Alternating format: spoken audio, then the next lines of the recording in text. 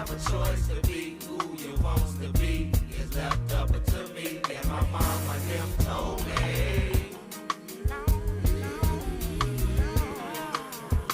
I'm so tired, been so long, struggling, hopelessly settling for the day. KBLA Talk 1580. So pleased to welcome into the space some folks that can talk about generational wealth from a personal standpoint. You've met Kavon Ward before. She's an award-winning spoken word artist. You might not know that. She's also an activist, and she has shared stages with gospel artists like Hezekiah Walker, Patti LaBelle. She won at the Apollo Theater. All these things I did not know about you, Kavon Ward. She is also the leader of Where Is My Land? And her work is, as the founder of Justice for Bruce's Beach, led to the return of Bruce's Beach to the Bruce family. She's also working with other families, trying to get our stuff back. Kavon Ward, welcome back. Great to see you. Good seeing you too. Thanks for having me again. It's always good to be here. Yeah, it's great to have you on. And if you want to see my guests today, go to youtube.com, KBLA 1580. We're streaming live. We're also being joined by one of the members of one of the families that she is currently working with. Taye Hansberry, Carl A. Hansberry Sr.'s great-granddaughter, and 99-year-old Mamie Hansberry, sister to Lorraine Hansberry, and last remaining daughter of Carl Hansberry Sr. And they have connected with Where Is My Land in order to try to get justice for the theft of their own family's properties. Taye Hansberry, welcome. Thank you so much for having me. This is amazing. Yeah, it's great to have you guys on together. And I know, last time we talked, Kavon, we were talking about all the folks that were flooding into Where Is My Land, your organization, looking for help with different kinds of stories. We talked to the Burgess brothers. We talked with some other folks that have approached you because of the success of Bruce's Beach. This is incredibly common, right? These kinds of stories of Black folks having their property taken. Yes, I mean, I'm learning that it's an epidemic. When we think about it, in the early 20th century, Black people owned about 15 million acres of land, but by the early 21st century, 90% of it was gone. So this is clearly something that is widespread. It's happened in the past. It's continuing to happen now. And if we don't do anything about it, it will happen in the future. And, of course, everyone knows Lorraine Hansberry. Well, everybody Black. Yes. And a lot of other people that aren't Black, too. Absolutely. And, of course, we think of, this beautiful, successful playwright who's been so impactful in American popular culture and in literary arts and letters. We always think of success coming with that. So to hear that your family would be a victim of this kind of theft, it seems dissonant. Yeah, I mean, when I learned about it, I was like, what are we talking about here? It's disheartening. It was due to the success of my great grandfather why this happened to my family. So let's talk a little bit about that. What happened? I mean, what is the story? How did the family of the playwright who wrote like Raisin in the Sun and your very successful great-grandfather end up getting ripped off? Well, my great-grandfather, Carl Hansberry, he was a very successful real estate, I like to use the word mogul or real estate entrepreneur, Black man in Chicago with a beautiful Black family, and built his wealth from the ground up, and was pretty good at it, and he's known as the father of the kitchenette, which is in A Raisin in the Sun. The play, that place where they live is a kitchenette. So that's where she got that from. And, being as successful as he was and taking, neighborhoods in Chicago to the Supreme Court and opening up neighborhoods to Black people, he was not very well looked upon by whoever it was at the time who had the power. So, while Lorraine was jumping into her success in New York, this was happening to her family in Chicago at the same time, literally. And, just little by little, I always say whoever it is, because we're still working on who that is that kind of did this, made it so my family couldn't keep up with their properties or couldn't get loans or couldn't, get anything to keep up with the code violations they were getting on their buildings. And eventually there's so many, there's a point where there was like $200,000 worth of code violations on one building. And this is in the 50s. Wow. So, eventually everything was, taken and we believe auctioned off. Wow.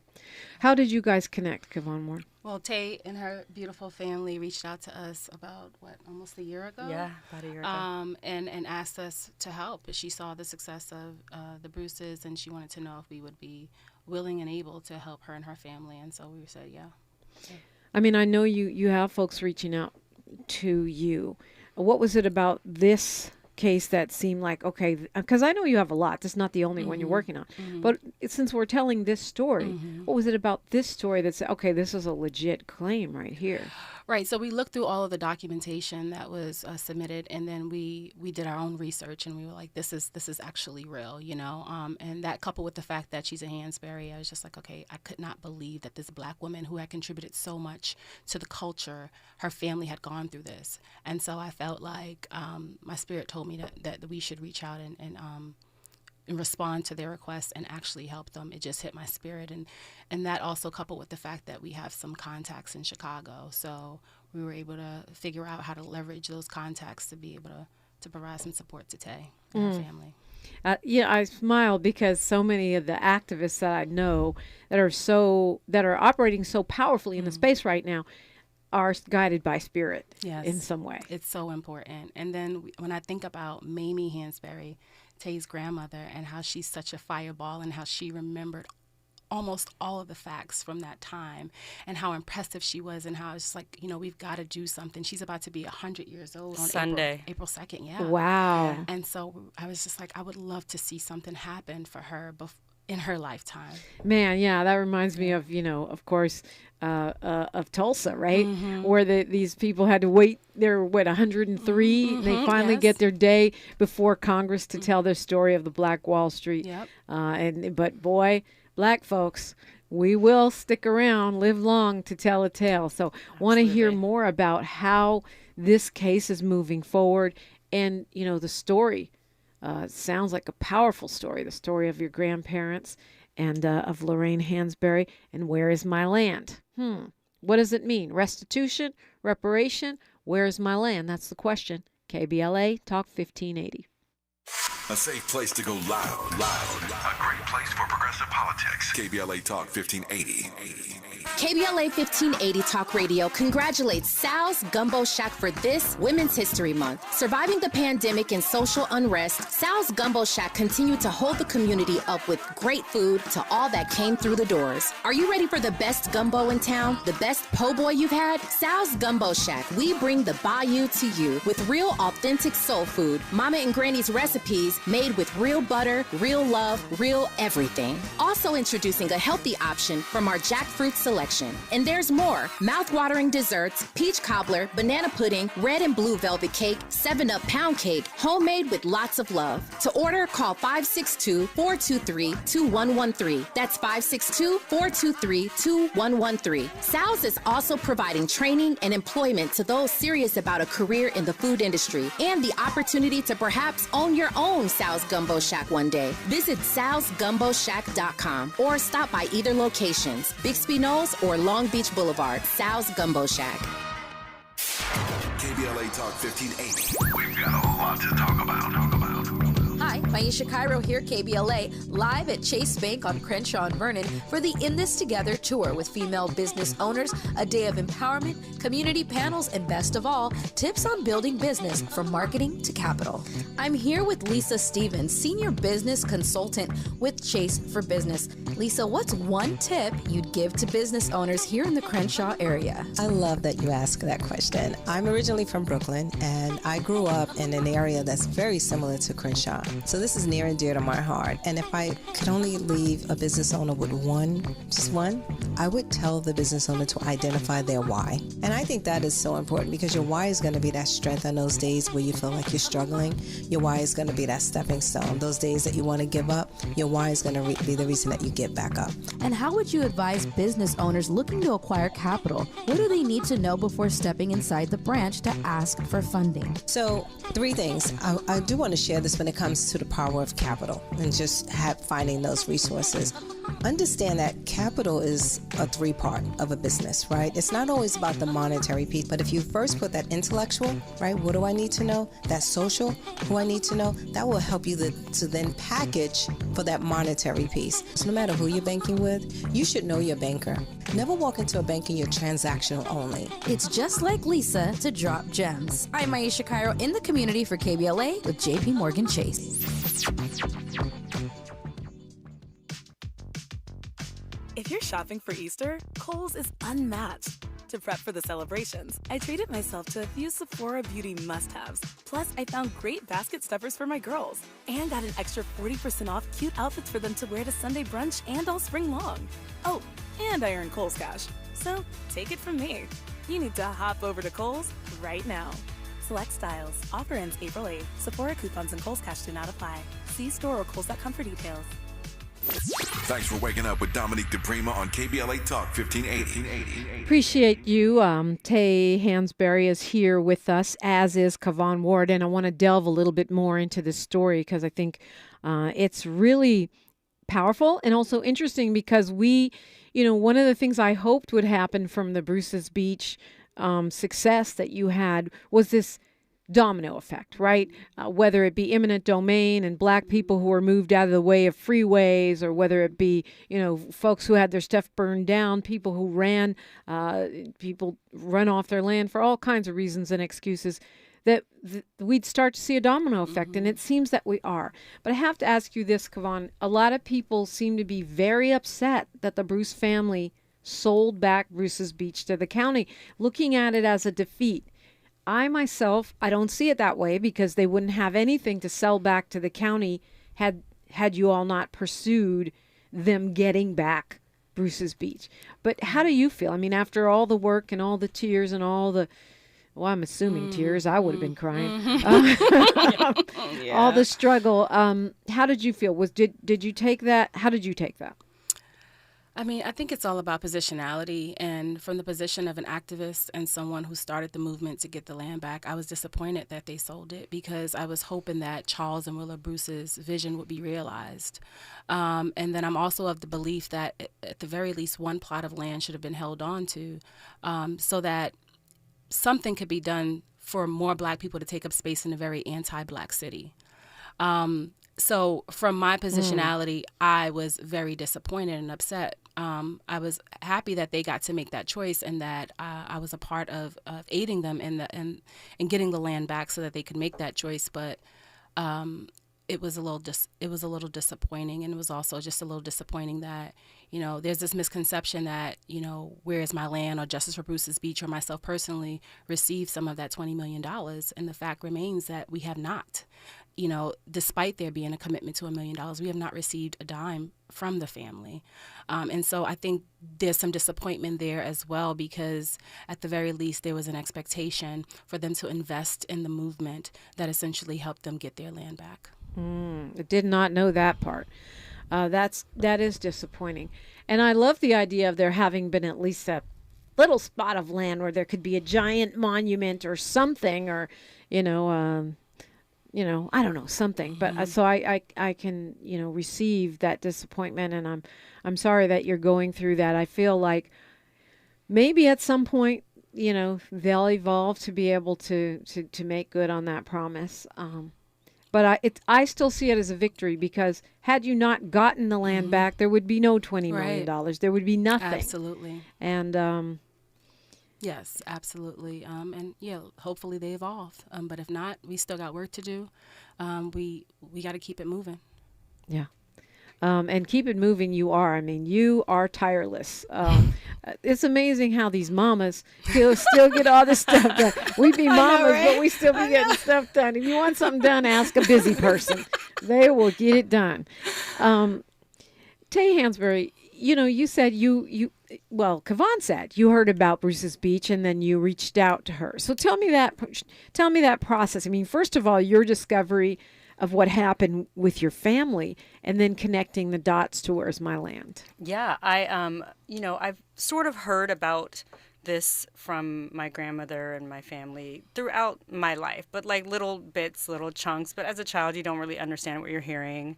And I'd say about 3 years ago, I started to really kind of understand. And I was thinking about buying some property in Chicago and came upon this lawyer who basically told me that once a property in Chicago is auctioned off, the money from that auction is supposed to go back to the original owner.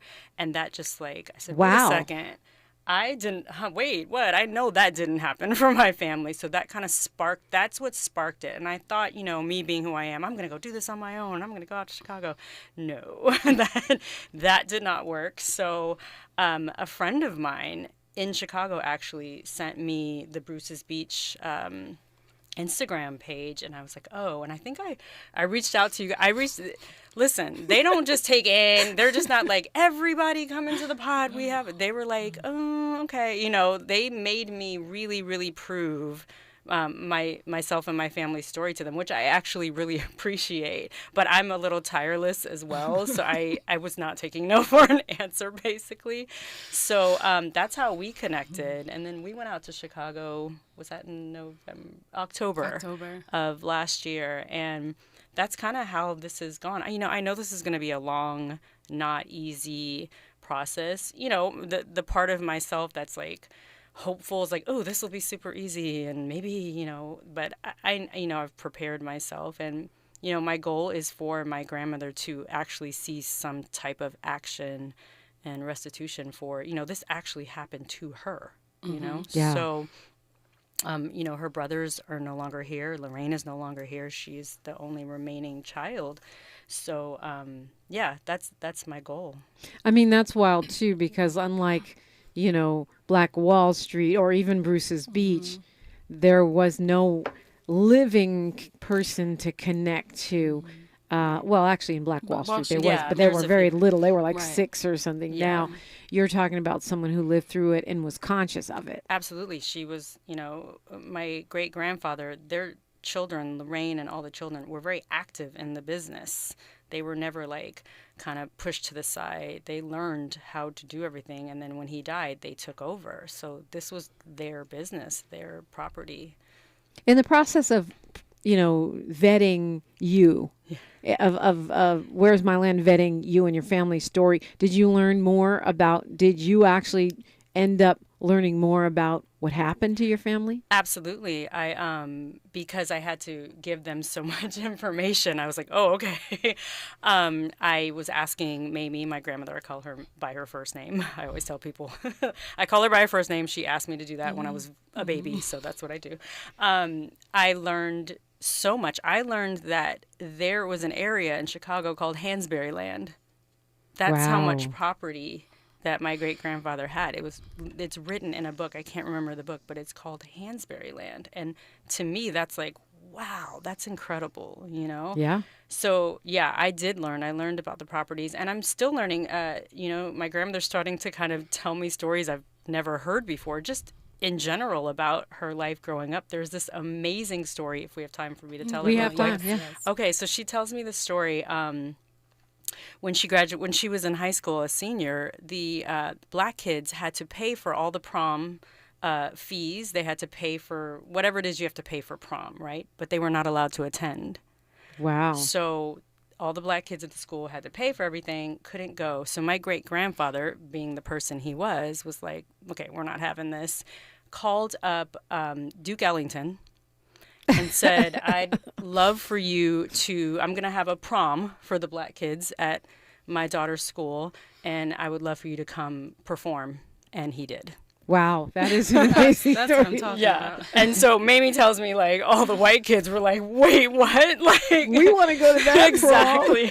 Exactly. Like that, those stories she's starting to tell me. And she's 99 and she's completely, like, doesn't take medicine, like, is totally, like, amazing and remembers things. And so it's pretty Wow. cool. So when she heard about you connecting with Kavon Ward and Where's My Land and this process, how did she react? I actually asked her before for her blessing or how she felt smart. about it, because I didn't want to re-traumatize her or traumatize her or upset her in any way. And I didn't know if she just wanted it to be left in the past or for me to pursue. And she gave me her blessing, and she's starting to now call me a chip off the old block. She says that she always says, Daddy would be so proud you're just like him. And to me, I'm like, wow, because I obviously didn't know him. So that's she's happy about it. She lived through that kind of scary time, so those feelings do come up, and I do see her more than ever now.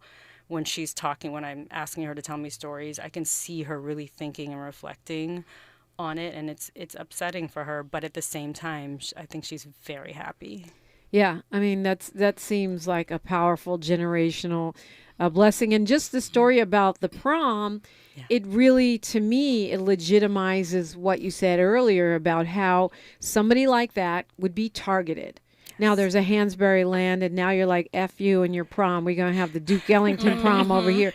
Right. Those are the kind of, I'm putting air quotes around, uppity black folks that do seem like they would be targeted. We just got 30 seconds before news, traffic, and sports, and then we're going to continue on the other side. And I want to hear what, we just heard from Taye Hansberry. I want to hear what was happening in the receiving side, what's coming into you, what you're unpacking, unfolding, and discovering as you lean into this story and what justice might actually look like. You know, especially coming out of Bruce's speech, I'm sure the conversation about where do we want to end up, what is the goal, has to be more essential than ever. We're talking with Kavon Ward and Taye Hansberry on KBLA Talk 1580. More of First Things First with Dominique DiPrima when we come forward. I'm Mike Moore. Here's the latest from the Black Information Network. We're now learning that at least 9 soldiers are dead after 2 Army Black Hawk helicopters crashed on a training mission in Kentucky. It happened at Fort Campbell last night. Officials say they're currently focusing on caring for the service members and their families. In Minnesota, the former director of Racial Equity, Inclusion, and Belonging for Minneapolis is accusing the city of fostering a toxic work environment. African-American Taisha Green claims in a 14-page memo 2 city leaders later shared with Care 11 TV that the city perpetuates a racist anti-black work culture. Officials are pushing back strongly against those claims, saying the city disagrees with the characterization of the events outlined in the memo. And that's the latest. I'm Mike Moore from your 24/7 news source, the Black Information Network and BINnews.com.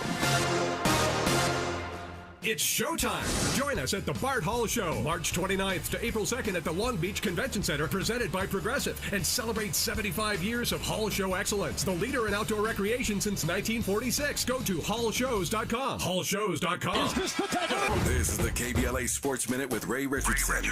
Both of LA's NBA teams get it done on the road last night. The Clippers win by 9 in Memphis, a season-high 36 points for Russell Westbrook. Kawhi Leonard sat out for personal reasons. The Lakers win by 11 in Chicago, 25 points for LeBron. Are you ready for some baseball? The Dodgers are at home tonight against Arizona for their season opener. Get ready for quicker games this year with the new pitch clock. Pitchers will have 15 seconds to make their throw to the plate with the bases empty, and just 20 seconds with runners on base. No debates, no speculation, just the info you need. That's your KBLA Sports Minute. I'm Ray Richardson. This sports report was brought to you by Original Taco Pete.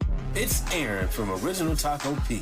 Let us cater your March Madness munchies. Order with us at Original Taco P on Grubhub, Uber Eats, DoorDash, or stop into our Slauson and Crenshaw location. We'll feed you soon.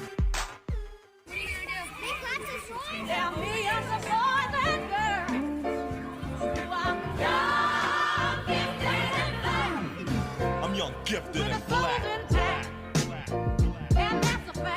KBLA Talk 1580, we do more than just talk. Hey there, I'm Jared Hill, president of the National Association of Black Journalists of Los Angeles, and I just want to say thank you for the benevolent $10,000 donation and scholarships for the next generation of black journalists. And I'm Haywood Galbraith, photojournalist and founder of the Minority Photojournalism Institute. Thanks, KBLA, for your generous $10,000 scholarship gift to help us train the next generation of black photojournalists. Congratulations to all the students who will benefit from the scholarship dollars raised at our Black History Month luncheon honoring black legends in LA media. When we come forward at KBLA Talk 1580, we're bringing everybody with us. Everybody with us. Everybody with us. KBLA Talk 1580 congratulates U.S. Olympic gold medalist and Hall of Famer Jeanette Bolden Pickens, owner of the 27th Street Bakery, during this Women's History Month. 27th Street Bakery sends a huge thank you to the community for all its support during the pandemic, serving the Los Angeles community with their signature sweet potato pie since 1956 and third-generation baker. The goal has never changed. Keep the business thriving for generations to come. Made with the freshest ingredients in each yam peeled by hand. 27th Street Bakery puts the home back in homemade with its signature vanilla added to all its amazing products. Pies, cakes, cobblers, tea cakes, and the newest item, creamy sweet potato cheesecake. Call 323-233-3469. That's 323-233-3469. Have your order shipped by visiting 27thstreetbakery.com or stop by 2700 South Central Avenue, Los Angeles, California, 90001, Tuesdays through Saturdays, 8 to 4.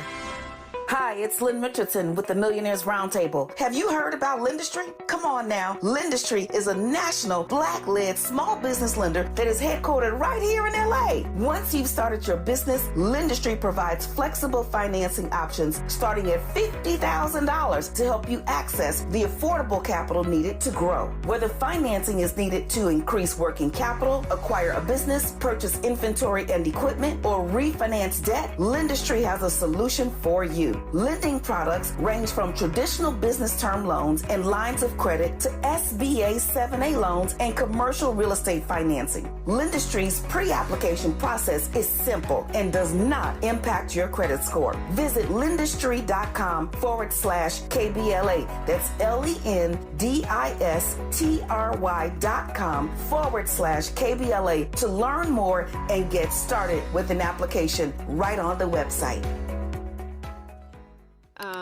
Yes, we do have availability. Those dates for how many guests? Andrea's Boutique Hotel is the destination to tie the knot. Oh, you want the whole property? She needs an assistant to catch the bookings bouquets. 249 guests, huh? Oh, and 3 dogs. Indeed can help her hire great people fast. I need Indeed. Indeed you do. We instantly connect you with quality candidates whose resumes on Indeed match your job description. Visit Indeed.com/credit and get $75 towards your first sponsored job. Terms and conditions apply. We knew you'd stick around. This is LA's home for progressive talk radio. Be heard. Welcome back to KBLA Talk 1580. Welcome back, and we're happy to welcome in again Kavon Ward, and you guys know her from her work as a founder of Justice for Bruce's Beach, pushing and winning that victory for Black America, which is really like a global victory. She's here. The organization Where Is My Land it has been her baby these days. And we're also being joined by Taye Hansberry. She is the great-granddaughter of Carl A. Hansberry, the founder of Hansberry Land in Chicago, and also the great niece of Lorraine Hansberry. And you just were sharing the story of how you discovered and then brought to Kavon Ward and Where Is My Land all the generational wealth that was seized, stolen, robbed, whatever, from your family. And I want to hear now from Kavon Ward how you received this, how the pieces came together of this puzzle. Well, initially, when the team brought it to me, they were like, we should do this. We should do this. And I'm like, oh, we have a lot going on. I'm still trying to build the infrastructure of this organization. Let's hold off, because when we hit them up and when we go back to them, we want to have it together. And then maybe a month later, the team was like, no, Kavon, we really need to take the Taye is not, like, she's not letting up. Like, we really need to at least take a call with her, And I was like, okay, fine, set it up. And then we met in Marina, right, for lunch. And we just hit it off instantly. And it just felt like I had known her for years. The conversation just flowed. And then she started telling me more about her family. And like I said, Spirit just said, you know what, go for it, go for it. And we did. And so we started, instructed the team to get all of her documentation. Our researcher, she found some more stuff. We put together a research summary and report. And then our goal was to really amplify what had happened to the family and their story through media and social media, right? That was the initial phase. And now we're working on deeper advocacy. We don't want to go into detail in terms of exactly what we're going to be doing, because the city of Chicago is pretty corrupt and we don't want to lead them on to anything. But the goal is to ensure that she has the aid she needs to be able to negotiate certain terms if necessary, and to delve deeper into strategies that might be able to help and get the right people on board to assist in what it is we're going to do. So what are we talking about here? Like Bruce's Beach, there's a beach. Everybody kind of knew what it was. It was supposed to be a resort, and it was this plot of land. People think it was bigger than it was. They thought it was a whole beach, but you can figure it out. What kind of property are we talking about here? Do you first, even know? We're talking about several pieces of property, some of which are now empty lots. Oh, wow. Where the city is doing nothing with it. Some are now being sold. And so we're talking about several plots of land. And Taye, I don't know how much deeper you want to go into answering that question. Yeah. So, we're not talking about like single family homes. We're talking about giant buildings, that housed many people. Like if you look at an apartment building, it's the equivalent of that. A lot of them were huge buildings. And so this was like income property. This wasn't like, oh, my house was taken. This was my business was taken systematically, little by little. And so, it was several properties. We're still kind of working on exactly how many my grandmother remembered, off the top of her head, several of them, but there's probably more. She's 99, so we're still looking into that. But I want to stress, this is when people hear or think of, oh, my house was taken, this was a business that my great grandfather had built and afforded them a very, very nice lifestyle, which would have turned into generational wealth. Who knows what my grandmother and her brothers would have bought further if they had not lost all their money, all their belongings. And when we say lost everything, they didn't just lose the properties. My grandmother she left Chicago with nothing, no clothes, no money, nothing. All the siblings did. Lorraine, again, was in New York. In New York, right. So that was, and, it kind of turned where they were taking care of Lorraine, but then Lorraine had to kind of step in and help because she was, doing her thing. So, yeah, this wasn't just, oh, the property was taken. I think, we have to liken it to, if a neighborhood burns down, right, and you lose all your belongings in your home and everything you've ever known, it's the same thing, except they could see the stuff. It's there, right. But it's no longer theirs. They can no longer touch it. Exactly. Can I just add something? Absolutely. I think it's also important to talk about how community was taken. Carl was very adamant about ensuring that Black people who were migrating from the South had affordable spaces to live, which is why he set up the kitchenette model so he could fit as many Black people in those buildings as possible so that they were not unhoused.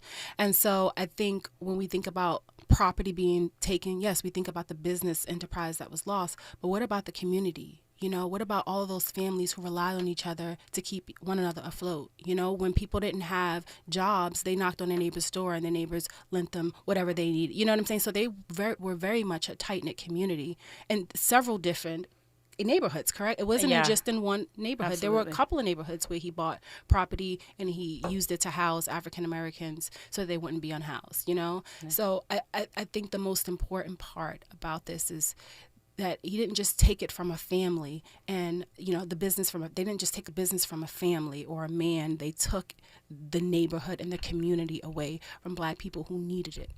And the possibility of future from not just my family, but Mamie talks about how, if a parent was sick in one of their buildings, one of the siblings or someone went to go get their child to take them to school because my great-grandfather thought education was like the most important thing, which it is. If you don't have the education, then you can't move forward. So that kind of thing was also, stripped away.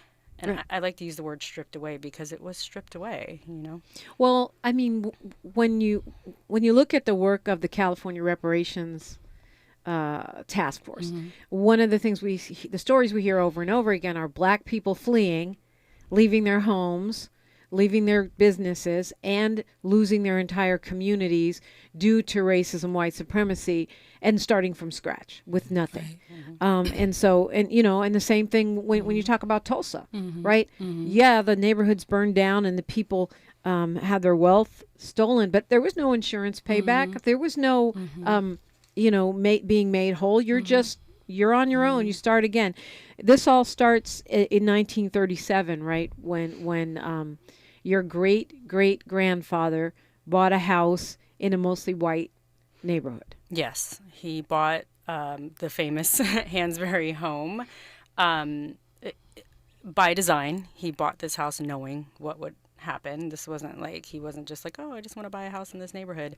He had a white partner who was the face of buying this home, and then he moved his family in. He would do this often. Actually, he did this with a lot of his buildings. He had something called what he called go-betweens that worked for him, and a lot of Black entrepreneurs had this, where someone who was not Black would be the face of the purchase, and then they deed the property over to him afterwards. Because as a Black person, if you even walked to look at the property, they would not let you look at it. They would not let you have the ability to buy it. And it's in the contract. I mean, they're racially restricted covenants, just like we have here in LA, where it's not just they don't feel like they believe they have a legal basis for preventing. Absolutely, it's in the contract from seller to buyer. You cannot sell this property to it can be anything in a racially restrictive covenant or a restrictive covenant. You can't sell to a Black person, a Jewish person, a gay person, whatever it is.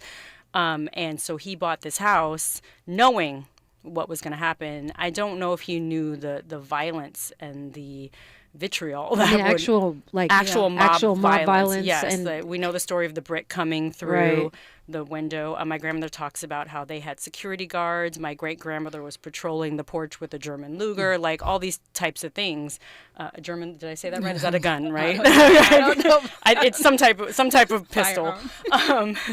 So yeah, I mean, imagine my very small great-grandmother. She's a tiny little woman, protecting her family along with their bodyguards. And this white mob, Lorraine, I believe, was 7 at the time when she was almost hit in the head with a brick that lodged in the wall behind her.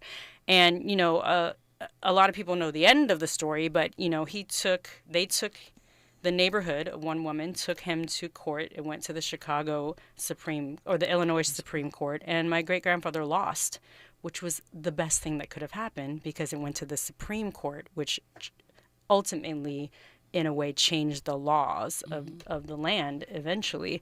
They did move back into the house, I think, for a very short period of time, but after he won the Supreme Court case. But that opened that neighborhood to 500 homes. I have a newspaper clipping in my phone. It says, Hansberry decision opens neighborhood to 500 Black people. So, that kind of thing, it makes you very vulnerable, to say the least. It makes you a target. It makes you a target. And, this wasn't, he and my grandmother and her siblings, they'd go to restaurants, and what they called open restaurants. They would go in and demand to be served, and sometimes they would, sometimes they wouldn't.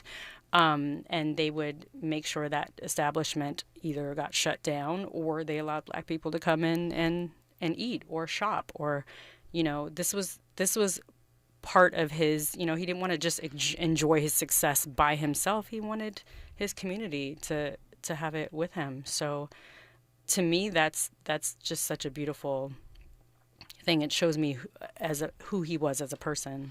Yeah, and I just want to add that, it's so interesting. I wonder what went through Carl's mind when he realized that he had to really trust this white person to buy this land for him, because at the end of the day, there was no proof or there was no guarantee that man would have deeded it back over to him. I always think about that. I'm like, how was there anxiety involved with, like, what if this person doesn't? Because we looked at some of the records and it shows that progression. We're like, who is this person and why did they have the deed before he did? But I think to be successful in that manner, you have to have a really good intuition. And I believe some of the people were European, some people, they were Caucasian, but I think he knew. I think his partner was Jewish. I think he knew. We see that. Actually, we see that here in LA.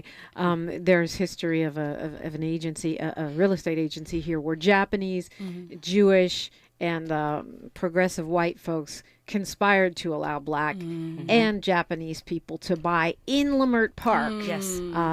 That's part of how we got in here. View Park actually had restrictive land covenants up until, I believe, the 60s or something. Until pretty recently. Yeah, very recently. Same with Lamert. Right, and the crazy thing is, in some cases, restrictive racial covenants are still on the deeds, still on the records. They're not enforced, but they're still there. Right. It's so crazy. Yes, indeed. Where is my land? We're talking with Kavon Ward and Taye Hansberry, and you're listening to KBLA Talk 1580. She's reclaiming her time on KBLA Talk 1580. More First Things First with Dominique DiPrima when we come forward. Join Black Wealth Matters, an educational series as we explore and explain the Black College Athletes Playbook in a 5-part series starting April 6th. Dr. Davarian Baldwin, an award-winning scholar and author, seen in Time, CNBC, and more, helps us follow the college dollars. Coach John Mosley, fan favorite of Netflix's docuseries Last Chance U, covers the new world of the college athletes. David McGriff, one of the leaders in the NIL and sports world and owner of the McGriff Agency, explains NIL and the effects on Black athletes. Keisha Richardson gives the challenges of raising a Black athlete. And last, for the bonus series, we want to give athletes the tools to capitalize from their name and likeness with swimming bronze medalist from the 2021 Paralympics, Jamal Hill. There is no cost for the series. It's a live webinar. Questions are welcome. Register on KBLA1580.com. Jai Person Lynn here with Person Lynn Law Office. As a fourth-generation Angelino, educated at Hampton University and Howard University School of Law, I understand the importance of upholding your human and civil rights whenever dealing with law enforcement. Whether facing a misdemeanor, felony, or infraction, I'm here to ease the stress and uncertainty that comes with an arrest or criminal charge. My team is dedicated to providing the best legal representation, and we will work with you at every step to ensure you are fully informed and your rights are protected. With nearly 2 decades of experience and a long track record of success, I will work diligently to ensure the best possible outcome. Call me as soon as you're aware of police contact at 424-261-2075. That's 424-261-2075. Person Lynn Law Office supports the right to a fair trial for Los Angeles Council member Margaret Lee Thomas.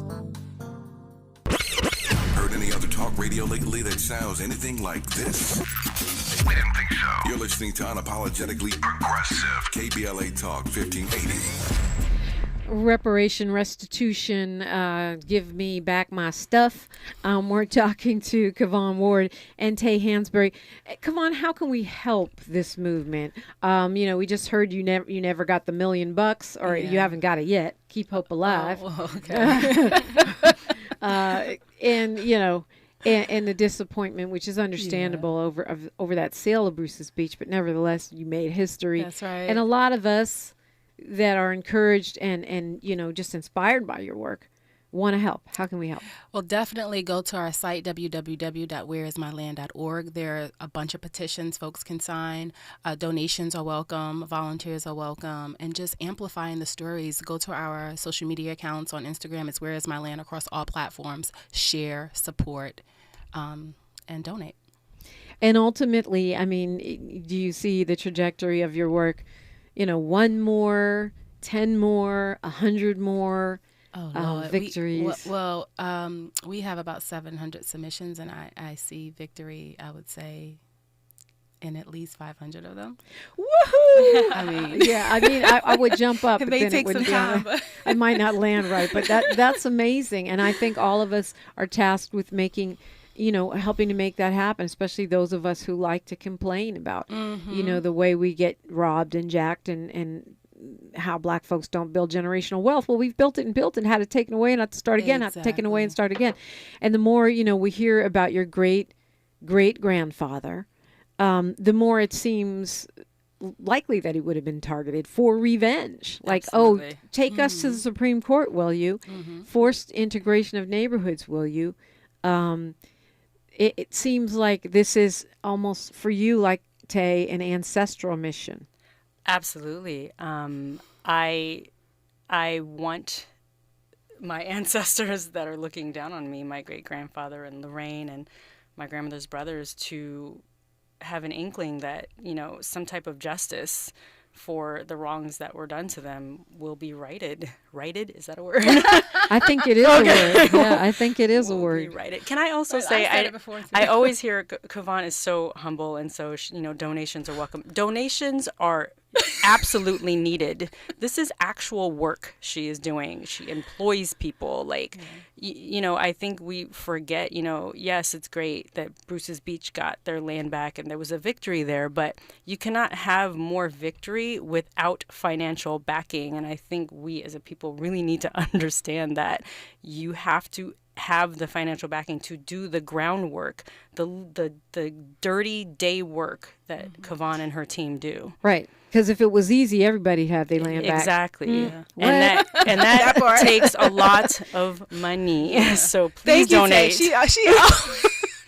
I do. Thank you, Taye. Yeah, no, it's good. Great point. When we come forward, we'll have just a few minutes before we pass the microphone to Tavis Smiley. I want to give you each a couple of those minutes to share something that you need us to think about today, this week, this year, and maybe the rest of our lives. It's KBLA Talk 1580. The station you turn to when you've had it up to here with cultural incompetence. KBLA Talk 1580.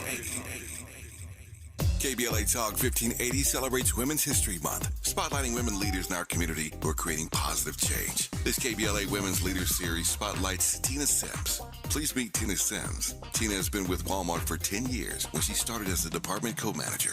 To truly understand the culture of Walmart, Tina was asked to be placed in a role where she could learn the day-to-day business as a leader and to understand the people segment of the company. Tina was promoted to co-manager in a $100 million store and placed as the overnight co-manager. Mastering the process, she was promoted to fresh foods and consumable co-manager. Tina feels learning from associates who understood the Walmart brand accelerated her career and was appointed as the market champion for fresh foods and consumables. Tina has spent time learning the process and expectations of her department and has shared her knowledge with the entire market. Tina continues to be a student of the business to better herself as a leader and to help others advance their careers. Tina has been a store manager now with Walmart for 6 years. KBLA and Walmart salutes Tina Sims. Law Office of Jay Blacknell understands the stress and anxiety that comes with legal issues. That's why we support the right to a fair trial for Los Angeles Councilmember Mark Willie Thomas. Do you have a criminal or civil rights matter? If so, please give us a call at 310-469-9117. Gotta stay fresh, ma. Home shot with a rest bar, shot with a rest bar, shot with a rest bar. Have you visited us online for the grand opening of KBLA.store? For the best in new merch, gift ideas, books, media, and more, log on to KBLA.store. Be sure to check out our KBLA team favorites at KBLA.store today. That's KBLA.store for all the official merch on your favorite talk radio station, KBLA Talk 1580. KBLA Talk 1580 congratulates U.S. Olympic gold medalist and Hall of Famer Jeanette Bolden Pickens, owner of the 27th Street Bakery, during this Women's History Month. 27th Street Bakery sends a huge thank you to the community for all its support during the pandemic, serving the Los Angeles community with their signature sweet potato pie since 1956 and third-generation baker. The goal has never changed. Keep the business thriving for generations to come. Made with the freshest ingredients and each yam peeled by hand. 27th Street Bakery puts the home back in homemade with its signature vanilla added to all its amazing products. Pies, cakes, cobblers, tea cakes, and the newest item, creamy sweet potato cheesecake. Call 323-233-3469. That's 323-233-3469. Have your order shipped by visiting 27thstreetbakery.com or stop by 2700 South Central Avenue, Los Angeles, California, 90001, Tuesdays through Saturdays, 8 to 4. The conversation continues right now with Dominique DiPrima on First Things First. Not too much time left. I could talk with you guys all day. Taye Hansberry, what do you want to leave us with today? I want to leave you guys with a quote from my aunt Lorraine Hansberry. I use this quote a lot. It says, it really doesn't matter if you're talking about the oppressed or the oppressor. An oppressive society will dehumanize and degenerate everyone involved. So my thought on that is, I know white people are worried that we're trying to come in and take their things now. And this is not what any black person is trying to do. We just want an even playing field, and to get a leg up from what we already had. And, this quote says it all. If the entire society is doing well, then everyone's doing well. But if a whole group of people are not, then it drags the whole society down. So I just want to leave everybody with that. That's a great point. And look it up, the Federal Housing Act of 1949. Look it up, housing covenants. This is definitely not an individual racist thing. It's about how society cosigns on those things. Yeah. Kavon Ward, what shall you leave us with this morning? I mean, Taye just inspired something. I would like to just say that folks should remember that there can't be equality without equity, right? Like, there's been so much taken from black people, and you can't start right now saying, okay, there can be an equal playing field when we haven't even caught up. So there needs to be equitable policies created so that we get there, and then we can talk about equality. But we're not there yet. And so either black folks need to be lifted up or white people need to be taken down. So I guess, lift us up. I mean, honestly, that's like you stole my house and then you said, okay, we're equal now, but you didn't give me back my house. Right. That right there will not work. Taye Hansberry and Kavon Ward, thank you so much for being here. Thank you so much. Tavis Smiley is up next. Until tomorrow, one love. KBLA 1580 Santa Monica. I'm Mike Moore. Here's the latest from the Black Information Network. The White House says it's unacceptable for members of Congress to say there's nothing they can